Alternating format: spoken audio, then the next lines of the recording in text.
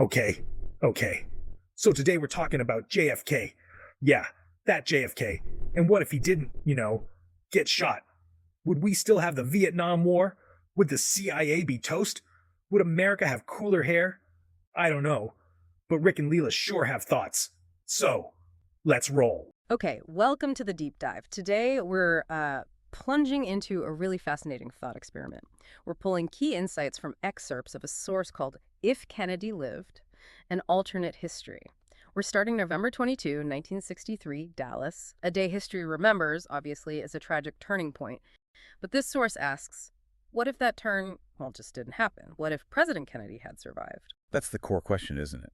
For you listening, this deep dive, drawing from this particular source, really explores what major historical currents might have shifted, maybe dramatically, if JFK had lived and, served a full second term. Exactly. So our mission here is to navigate this alternate reality presented in the source material. We want to pull out some of the most striking what-ifs it brings up. Okay, let's unpack this. So this alternate history jumps right into the idea of bold reforms and a potential second term. It starts with Vietnam. The source states he actually had plans to pull U.S. troops out. Based only on what's presented here, does this book suggest we could have maybe avoided the huge escalation?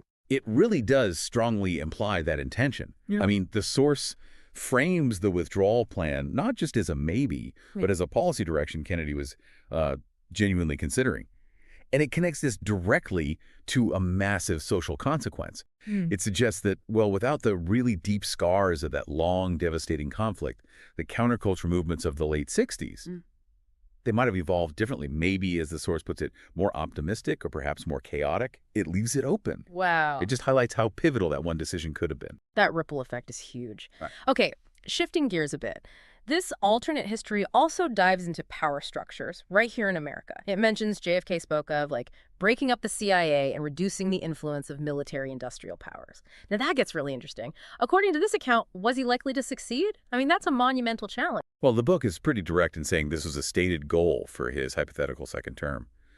But it also flags a big potential conflict. It suggests he might have faced, internal enemies trying to stop him again, which implies that the forces within the establishment, the ones opposing these fundamental changes to the CIA, the defense industry, they were formidable and persistent. So his survival wouldn't necessarily mean clear sailing on that front. Exactly. It underscores that deeply entrenched resistance likely wouldn't have just vanished. Right. That potential struggle is compelling. Okay, moving to civil rights. The source states Kennedy was preparing sweeping legislation before Dallas. Based on this, how does it frame the potential pace of progress? Does it lean towards, his charisma passing laws faster than LBJ? Or would his cautious style have slowed change? Yeah, it raises this interesting dichotomy. The book doesn't really land on one answer. Instead, it sort of poses the question directly to you, the listener.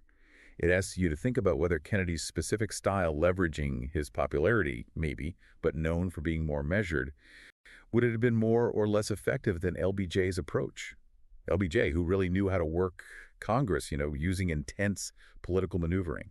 So it forces you to weigh those hypothetical leadership styles against what actually happened? Precisely. And then the book offers what it calls its wildest thought. Could JFK's survival have sparked a political dynasty with Bobby, maybe even young John rising to power? What kind of long-term political landscape does this source even hint at there? It just touches on it briefly, really. It frames it as highly speculative, obviously, but maybe a plausible long-term ripple effect. It doesn't flesh out the details of that world, but just raises the possibility of this prolonged multi-generational influence of one family as another major way things could have diverged. So, okay, what does this all mean then? We've looked at just a few areas this alternate history source explores. Potentially avoiding Vietnam, the impact on the counterculture, that hypothetical struggle with powerful institutions, the different ways civil rights might have unfolded, and even this idea of a dynasty. And as the book wraps up, it says, if JFK had lived, America wouldn't look the same. Maybe better, maybe worse, but definitely different. Yeah. This deep dive into if Kennedy lived, just looking through the lens of this one source, it really reminds us how interconnected everything is. How one single point changing could, cascade into so many unpredictable outcomes. Policy, society, politics, everything. Which brings up an important final question for you to think about. Based only on the possibilities this specific book raises, avoiding Vietnam, changing power structures, influencing civil rights speed, that potential dynasty, what single potential outcome presented here really stands out to you? What feels like the most significant factor that would have truly made America definitely different? Definitely something to think about as you go about your day.